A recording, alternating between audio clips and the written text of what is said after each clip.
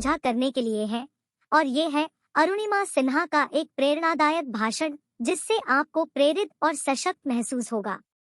लेकिन इस अद्भुत भाषण में पहुंचने से पहले मैं आपको याद दिलाना चाहती हूं कि आपको हमारे चैनल को सब्सक्राइब कर लेना चाहिए अगर आपने अभी तक नहीं किया है। आपका समर्थन हमारे लिए अत्यंत महत्वपूर्ण है। So let's start.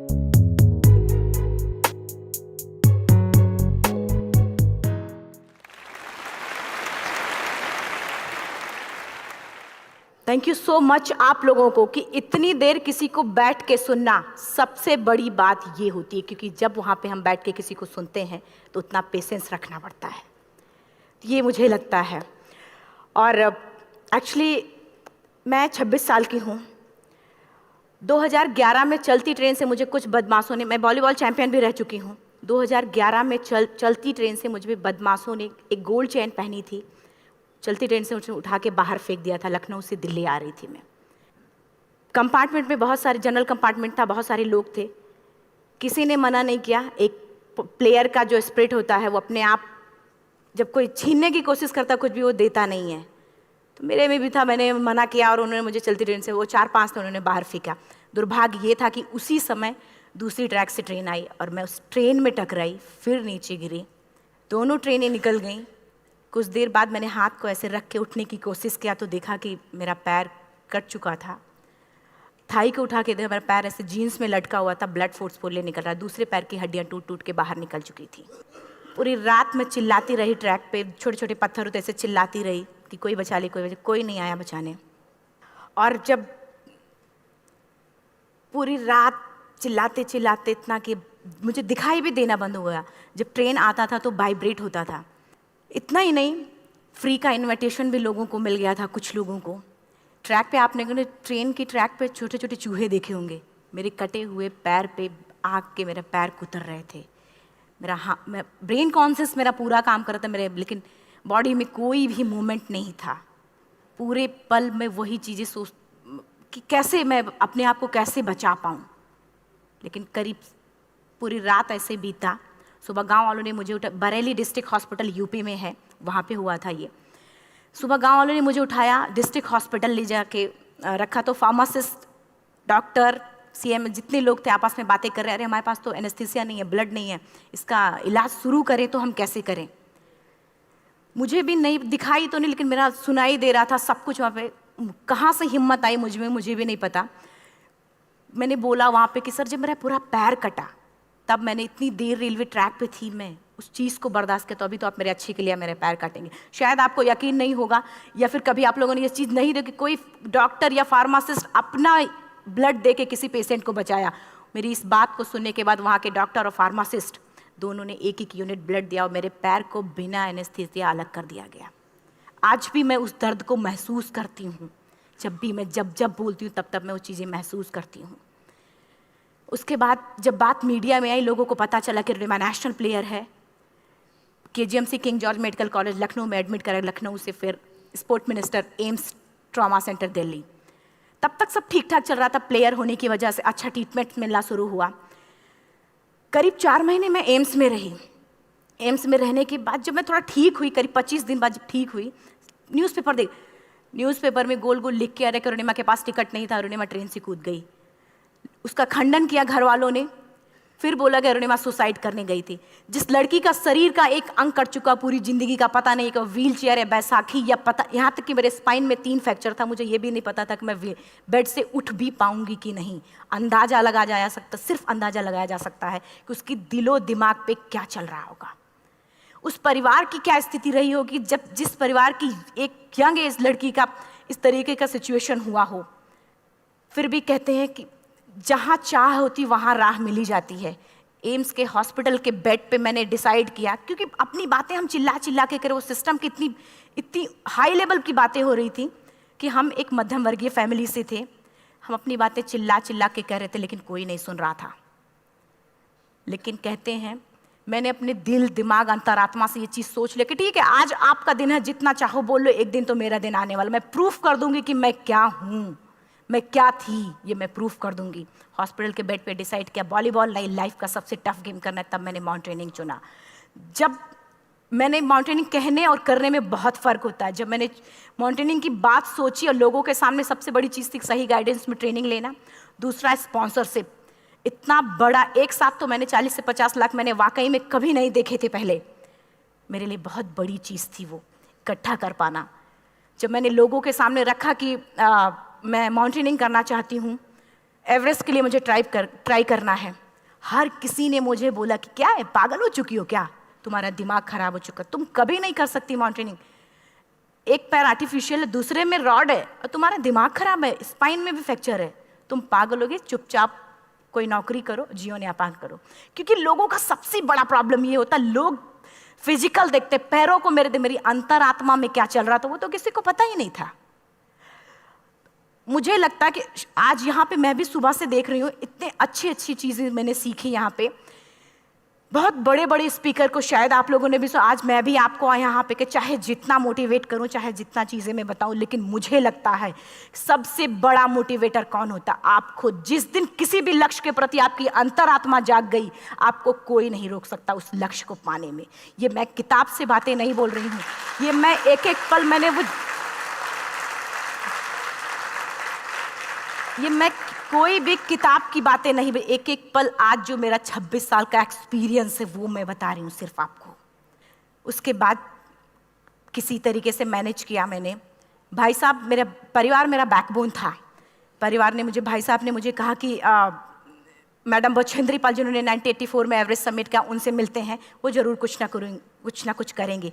हॉस्पिटल से निकलने के बाद मेरे राइट लेग में स्टिचेस लगी थी। मैंने डायरेक्टली घर जाने की बजाय, जब लोग ये सोचते हैं कि मुझे अपना जीवन यापन कैसे करना है, जब लोग ये सोचते हैं कि मुझे अपनी ज़िंदगी के, मेरे दिमाग में सिर्फ 2 चीज़ें चल रही थी, मुझे इनका जवाब कैसे देना है और एवरेस्ट समिट कैसे करना है। फर्स्ट तुरंत गए बछेंद्री मैम के पास। जब मिले, मैम ने फर्स्ट टाइम जब मुझे देखा तो उन्होंने कहा, अरुणिमा, उनकी आंखों में आंसू आ गए। उन्होंने बोला, अरुणिमा, तूने ऐसी हालात में एवरेस्ट जैसे दुरूह पहाड़ के बारे में सोचा तो तूने अपने अंदर तो एवरेस्ट फतह कर लिया, अब तो सिर्फ लोगों के लिए। मेरे परिवार को छोड़ के बाहर की पहली ऐसी महिला थी जिन्होंने मुझ पे भरोसा किया था कि हाँ अरुणिमा, तुम कर सकती हो। मेरे लिए वही बहुत बड़ी चीज़ थी। प्लानिंग भी कर ली, मैम भी मिल गई, सब हो गया। लेकिन जब उतरते हैं फील्ड में तब पता चलता कि हम क्या हैं। रोड हेड से मैं पहुंच गई। मैडम ने कहा कि ठीक है, तुम्हारे कहने, तुम्हारे सोचने से कुछ नहीं होगा, अरुणिमा प्रूफ करो कि कर सकती हो। मैंने कहा बस एक मौका चाहिए मुझे। वाकई में जब मैं माउंटेन में पहुंची, रोड हेड से बेस कैंप लोगों को 2 मिनट लगता था, मुझे 3-3 घंटे लगते थे, क्योंकि मेरे राइट लेग की हड्डियां भी नहीं जुड़ी थी। लेफ्ट मेरा आर्टिफिशियल लग चुका था, लेकिन स्टंप एकदम रेड, उसका मतलब घाव एकदम नए थे। मैं अगर पैर रखती थी तो मेरे पैर से जोर से अगर दबा देती थी तो पैर से मेरे ब्लड आने लगता था। सारे लोग नॉर्मल थे वहाँ पे। हर कोई ये बोलता कि एक पीक के लिए जाते थे तो हर कोई मुझे ये बोलता कि अरुणिमा तुम धीरे धीरे आओ। मेरे दिमाग में हर बार यही बात चलती थी कि क्या है, मैंने एवरेस्ट का प्लान किया, मैं इनके बराबर भी नहीं चल पा रही हूँ। खुद से संकल्प लिया कि कोई बात नहीं, एक दिन ऐसा आएगा कि मैं इनसे पहले जाऊँगी। और आपको शायद यकीन ना हो, आने वाले 8 महीने बाद पूरा का पूरा वेट उठा के बेस कैंप से साथ निकलते और टॉप पे पहले पहुंचते। ऐसे करके देखते थे कि अरे ये लोग तो पीछे। खुशी होती थी। उससे भी ज़्यादा मुझे खुशी तब होना शुरू हुआ जब वो सारे लोग आके मुझसे ये पूछते, मैडम खाते क्या हो, बता दो, पैर नहीं है फिर भी कैसे चलते हो। उसके बाद पूरा मुझे स्पॉन्सरशिप मिला। मैं जब एवरेस्ट के लिए गई, मेरे लिए सबसे बड़ा, एवरेस्ट की जर्नी में मेरे सबसे बड़ा चैलेंज यही था कि दूसरे को समझा पाना। मैं नहीं समझा पाती कि भाई मैं कर सकती हूँ। जब मैं एवरेस्ट के लिए, शेरपा होता, शेरपा को जब ये बात पता चला कि मेरा प्रोस्थेटिक लेग है, आर्टिफिशियल लेग है, दूसरे में रॉड, बोला नहीं ले जा सकता, इसकी वजह से तो मेरी भी जान जाएगी। मैडम ने, हमने सबने कन्विंस किया किसी तरीके से। मन वाकई में जो टीवी में हम और उसमें फोटोज़ में देखते हैं, ब्लू और ग्रीन आइस, हिला देने वाला होता। जितना सुंदर दिखता उतना ही हिला देने वाला होता। जब मैं, हमारे ग्रुप में 6 लोग थे, रॉकी एरिया तक मैं सबसे पहले थी, लेकिन जैसे ही मैं ग्रीन और ब्लू आइस में गई, मेरा आर्टिफिशियल लेग स्लिप कर जाता था।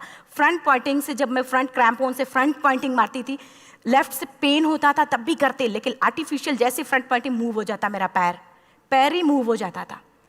शेरपा मुझे बोला नहीं हो सकता अरुणिमा, ज़बरदस्ती मत करो। मैंने कहा कुछ नहीं, ये मेरा पैर है, मैं जानती हूँ कैसे चलेगा। फाइनली 1 2 बार 3 बार करने 4 बार 5 बार होल हो जाता था, आइस थोड़ा टूट टूट के निकलता था, तो मैं वहाँ पैर रख रख के जाती थी। कैंप 3 तक ठीक था, प्रॉपर एक्लिमेटाइज किया अपने आप। कैंप 3 तक जनरली गए।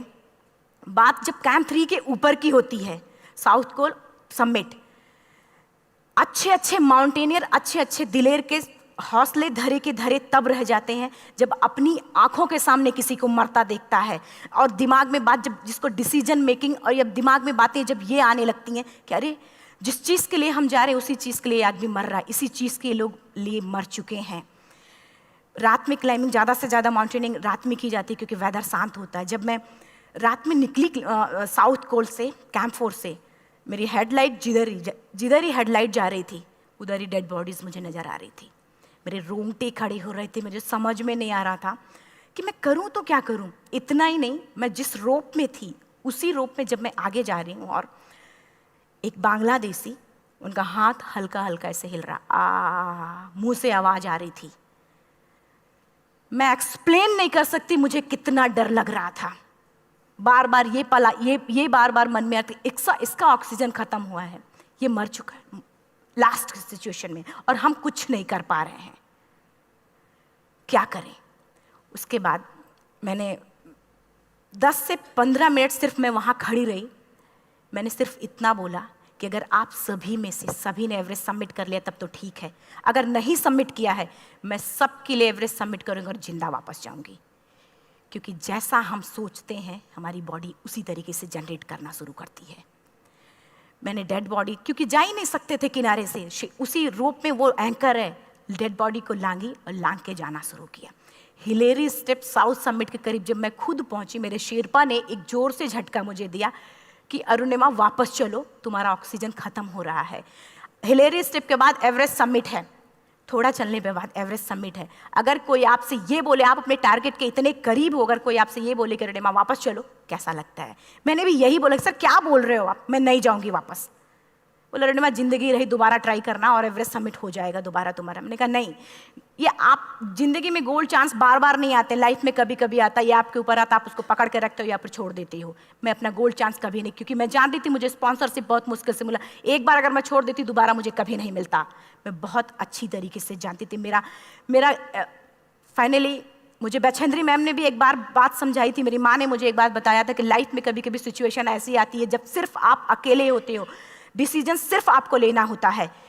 जहाँ पे भी होना, खड़े होकर हल्का सा पीछे मुड़कर देखना और ये सोचना कि आप एक एक कदम चल के यहाँ तक पहुँचे हो, सिर्फ अपना एक कदम आगे बढ़ाना, तुम देखना कुछ देर बाद तुम टॉप पे होगी। मेरे दिमाग में उनकी बातें वीडियो की तरह चल रही थी और सिर्फ एवरेस्ट का टॉप चल रहा था। मैंने शेरपा को पहले कन्विंस करने की कोशिश की कि भाई चल, कुछ नहीं होगा भाई चल। फाइनली जब वो नहीं माना, मैंने एक कदम आगे बढ़ाया, डिसीजन लिया कि नहीं जाना ही जाना है। आगे बढ़े, करीब 1 से 1.5 घंटे बाद मैं टॉप पे थी। और इतना ही नहीं, आज भी मैं जितनी बार बोलती हूँ उतनी बार मैं महसूस करती हूँ, मेरे रोंगटे खड़े हो जाते हैं, मेरा दोनों हाथ ऊपर करके जोर जोर चिल्लाने का मन कर रहा, इतनी जोर से चिल्लाऊं कि सबको बता दूं कि आज मैं टॉप ऑफ द वर्ल्ड पे हूं। उन लोगों को बता दूं जो लोग ये सोचते हैं, लड़की, दूसरे विकलांग, तीसरे मिडिल क्लास में, जो लोग एक बार हार के फिर दोबारा लड़ना नहीं चाहते, जो लोग हारने के बाद सोचते हैं कि हम दोबारा कुछ कर नहीं सकते, उन लोगों को मैं चिल्ला चिल्ला के टॉप से बताना चाहती थी कि नहीं, आप सब कुछ कर सकते हो, सिर्फ एक सोच की विकलांगता, हैंडीकैप आदमी यहाँ से होता है, यहाँ से नहीं। अगर यहाँ से जो आदमी विकलांग है तो नॉर्मल आदमी भी विकलांग है, जो अगर यहाँ से विकलांग है। चिल्ला चिल्ला के मैं बताना चाहती थी। मैंने शेरपा से कहा कि आप एक फोटो खींच लो, क्योंकि सारे लोग फोटो, अपना नेशनल फ्लैग का जो वैल्यू होती है ना, वो जब हम कहीं बाहर होते हैं तो पता चलता है। मुझे भी बहुत खुशी हो रही थी, फ्लैग को हग किया और बोला फोटो खींचो। बोला पागल हो गई है, तेरा ऑक्सीजन कभी भी खत्म हो जाएगा, नीचे चल। नहीं, फोटो खींच लो। फोटो खींचा उसने। वो तो अगली बार इतना तेज गुस्सा हुआ, मैंने उसको बोला कि भाई वीडियो भी बना ले। 8848 की हाइट पे ऑक्सीजन खत्म हो रहा है, आज हम भी हंस रहे हैं आप लोगों के साथ क्योंकि यहाँ पूरा ऑक्सीजन है। और 8848 की हाइट पे जब मुझे शेरपा, कोई भी शेरपा को बोलेगा भाई वीडियो बना, तो वो तो परेशान हो जाएगा, पागल हो चुकी क्या, तुम मर जाए यहाँ, मैं जा रहा हूँ नीचे। मैंने कहा नहीं कुछ नहीं होगा, आप बनाओ वीडियो। किसी तरीके से मन में 4-5 पेयर बैटरी रख के लेके गई कि डिस्पोजल कैमरा, एक अलग कैमरा, कि मतलब एक नहीं काम करेगा तो दूसरा करेगा, प्रॉपर प्लानिंग से। शायद आप लोग भी सोचो कि वाकई में लड़की को इतना बड़ा रिस्क लेने की क्या जरूरत थी कि जिंदगी कभी भी जा सकती थी इसकी। लेकिन मैंने वो रिस्क लिया क्यों? क्योंकि मैं चाहती थी, कहीं ना कहीं से मेरे भी दिमाग में ये बात आ चुका था कि मैं जिंदा वापस ना जाऊं। मैं चाहती थी कि अगर मैं जिंदा ना जाऊं तो ये वीडियो मेरे इंडिया, शेरपा से मैंने यही बात बोली, ये वीडियो अगर मैं जिंदा नहीं जाती, ये वीडियो मेरे इंडिया पहुंचा देना, मेरे यूथ तक चला जाएगा। क्योंकि मैं चाहती थी कि 11 अप्रैल 2011 को मेरा एक्सीडेंट हुआ, 21 मई 2013 10:55 पे मैं टॉप ऑफ द वर्ल्ड पे थी। ऑलमोस्ट 1 से 2 साल के अंदर कैसे यहां से मैंने ये चीज, मैंने कभी भी कामयाब होने के, मेरी वो जिंदगी बन चुकी थी, मेरा जुनून बन चुका था, मेरा पैशन मेरा जिद बन चुका था। वो मेरा सोते उठते बैठते सिर्फ मुझे एवरेस्ट दिखाई जाए। और मुझे लगता है किसी को भी अगर अपना लक्ष्य पाना है, यहां से अगर वो पागलपन जब तक नहीं आएगा तब तक नहीं होगा। वो फाइनली उसने वीडियो बनाया। आप बोल रहे फटाफट अरुणिमा नीचे भागो। जब मैं टॉप पे थी तो कुछ लोग और भी थे, लेकिन 10:55 पे मैंने एवरेस्ट समिट, 11 बजे के बाद अगर कोई अटैम्प्ट करने की कोशिश करता है उसको सुसाइड अटैम्प्ट बोलते हैं। जैसे ही मैं नीचे चलना शुरू की, मैंने कहा भाई हाँ चल नीचे चलते हैं। ज़्यादा से ज़्यादा मौतें नीचे आते वक्त होती हैं एवरेस्ट पे। जब मैं नीचे आ रही हूँ, थोड़ा दूर ही मैं नीचे चली थी, मेरा ऑक्सीजन पूरी तरीके से ख़त्म। सिर्फ अंदाज़ा लगाया सकता कि जब ऑक्सीजन ख़त्म हुआ क्या परिस्थिति रही होगी। मैं ऐसे नीचे गिर गई और शेरपा मुझे बोल रहा कि अरुणिमा मुझे यकीन नहीं था कि तू एवरेस्ट सबमिट कर पाएगी, लेकिन फिर भी तूने किया। मैं चाहता हूँ कि अरुणिमा जिंदा चल, तू वापस उठ, खड़ी हो। मुझे खड़ा करने की वो कोशिश कर रहा था बार बार, मैं खड़ी नहीं हो पा रही थी, वाकई में दम ही नहीं था। लेकिन फिर भी कहते हैं कि जैसे हमारे नियम होते हैं वैसे ऊपर वाले के भी नियम हैं। उसकी लिस्ट में जब मेरा नाम नहीं है तो वो मुझे नहीं ले जा सकता। अगर दूसरी चीज़, मेरा कॉन्सेप्ट एकदम क्लियर हो चुका था। जब रेलवे ट्रैक पे मैं थी, रेलवे ट्रैक पे 7 घंटे में पड़ी थी, 49 ट्रेन अप डाउन हुई थी, तो मेरा कॉन्सेप्ट एकदम क्लियर हो चुका था। इसका मतलब है कि ऊपर वाले ने अगर मुझे कुछ बचाया है तो कुछ ना कुछ इतिहास रचने के लिए बचाया है। मैंने पॉजिटिव तरीके से सोचा। और उसी समय एक ब्रिटिश क्लाइंबर नीचे से ऊपर आ रहा था और उसके पास 2 ऑक्सीजन, तो उसने एक को वहीं फेंका और दूसरे को लेके नीचे जाना शुरू किया क्योंकि वेदर ख़राब था। मेरा शेरपा मुझे एंकर किया और जाने लगा नीचे, और वो फटाफट उसको लेके आए, मुझे लगाया। उसने बोला अरुणिमा तू बहुत लकी है कि तुझे यहाँ पे ऑक्सीजन मिला है। वाकई में ऊपर वाला भी चाहता है कि तू जिंदा रहे। वो मुझे बार बार लकी लकी बोल रहा था। शायद आप लोग में से भी कोई होगा कि जो लक और भाग्य जैसी चीज़ों पे यकीन करता हो, या पता नहीं भी। मैं किसी की भावनाओं को ठेस नहीं पहुंचाना चाहती, लेकिन मैं इन किसी भी चीज़ों पे भरोसा नहीं करती, क्योंकि मेरा मानना है कि लक भी उसी का साथ देता है जिसके अंदर जीतने का जज्बा है। अगर आपके अंदर जीतने का जज्बा नहीं है, चारों तरफ सिर्फ बहाने होते हैं, सिर्फ बहाने, इतना सारा एक्सक्यूज होता है। शायद मैं भी अगर वापस आ गई होती तो मैं बोल देती मेरा ऑक्सीजन खत्म है, कोई मुझसे पूछने ना, बछेंद्री मन, मेरा परिवार, कोई भी मुझे पूछने नहीं आता। लेकिन क्या कभी मैं अपने आप को समझा पाती? कभी नहीं। फाइनली जो भी था, लक भाग्य किस्मत में नीचे आ रही थी, बहुत खुश थी। माउंटेन, डेड बॉडीज, मेरा शेरपा, ये लोग थे। मैं किसी से शेयर भी नहीं कर पा रही थी कि अरे मैंने एवरेस्ट सबमिट किया, किसी से शेयर भी नहीं कर पा रहे थे। फटाफट मैंने नीचे हील मार के, हमारे से हील मार के नीचे आ रहे थे। एकाएक मेरा प्रोस्थेटिक लेग, पूरा का पूरा लेग ही निकल गया। -60 डिग्री तक टेम्परेचर डाउन हो जाता है एवरेस्ट पे। मेरा हाथ वगैरह ये सब ऐसे मूवमेंट, ऐसे मुड़ नहीं रहा था, ब्लड निकलने लगा था, ये सब यहाँ था। मुझे शेरपा से मैं बोल रही हूँ कि ऑलरेडी मेरा पैर कटा हुआ है, अगर दिमाग में ये बात है कि मेरा हाथ भी काटना पड़ेगा, कैसा लगेगा मेरा दिमाग। क्योंकि ये ऐसा मूवमेंट, रेड 3 स्टेज होती हैं। रेड मेरा हो चुका था, रेड, ब्लैक, ब्लू, ब्लैक हो तो काटना पड़ेगा। तो बार बार मैं बोल रही हूँ शेरपा से कि भाई हाथ मेरा कुछ हो रहा है, इसमें मूवमेंट नहीं हो रहा है, यहाँ सबसे ब्लड हो रहा है। बोला अरुणिमा कुछ नहीं, जितना नीचे जाएंगे उतना अच्छा होगा। प्रोस्थेटिक लेग मेरा निकल चुका है, मैं रुकी हूँ, मेरा ऑक्सीजन चल रहा, बड़े मुश्किल से लक भाग्य किस्मत जो भी था मुझे मिला था। शेरपा मेरे आगे है, लास्ट मोमेंट तक वो मुझे बोलेगा, अगर वो मैं नहीं चलती वो मुझे छोड़ के चला जाए। गलती उसकी भी नहीं होती, क्योंकि वो क्या करे, क्लाइंबर की वजह से या तो अपनी जान वो भी दी, गलती उसकी भी नहीं है। लास्ट में मेरी आंखों से आंसू निकलने लगा। मैंने सोचा क्या करूं अब, रोने अपने आप आंसू कहीं ना कहीं से आ ही जाता है। दूसरे पल मुझे समझ में आ गया कि रोने धोने से कुछ नहीं होगा। मैंने आंसू को पोंछा और रोप, जो मेरी रोप थी, रोप को पकड़ा, दूसरे हाथ से आर्टिफिशियल लेग को, पैर को घसीट घसीट के चलना शुरू हो गया, क्योंकि मेरे पास यही था। ये तो दूसरा था, गिव अप कर दो ही चीज़ थी। पैर को घसीट घसीट चलना शुरू हुआ। कुछ दूर नीचे चलने के आने के बाद रॉक था, उसमें घुसे, पैर को खोला, सही किया, फिर नीचे चला। Camp 4 to summit to camp 4 3500 feet है, और इसमें टोटल जनरली लोग 16 से 17 घंटे में समिट कर लेते हैं। मुझे टोटल 28 घंटे लगे थे। हर माउंटेनियर, चाहे बाहर का या फिर इंडिया का, हर किसी ने ये मान लिया था कि अरुणिमा जिंदा वापस नहीं आएंगी। हर किसी ने ये चीज़ मान लिया था। लेकिन मुझे लगता, जब मैं वापस साउथ कोल पहुंची, जब मैं टेंट का जिप खोला, मैंने हर किसी ने कहा कि अरे तू यहाँ है, हम तो सब सोच लिए थे तू चली गई। हर किसी ने ये बोला था। फिर सब खुशी मना रहे थे हम सब। देखिए, ये सब बताने का मेरा सिर्फ एक मकसद था कि सब कुछ हम में है, हम जैसा चाहें वैसा कर सकते हैं। ऑलरेडी टाइम हो चुका है। मैं एक 4 लाइन की पंक्ति सिर्फ बोलूँगी। मैं एक्चुअली, मेरा एम है कि मैं वर्ल्ड के जो कॉन्टिनेंट हैं, कॉन्टिनेंट के हाईएस्ट पीक समिट करूं। एशिया का एवरेस्ट हो चुका है, अफ्रीका के किलिमंजारो हो चुका है, यूरोप का एल्ब्रुस हो चुका है। 23 नवंबर को मैं जा रही हूँ ऑस्ट्रेलिया हाईएस्ट पीक के लिए। बस आप लोगों की गुड विशेस चाहिए। और 4 लाइन, अभी तो इस बाज की असली उड़ान बाकी है, अभी तो इस बाज की असली उड़ान बाकी है, अभी तो इस परिंदे का इम्तहान बाकी है, अभी अभी मैंने लांघा है समुद्रों को, अभी तो पूरा आसमान बाकी है। Thank you so much, thank you.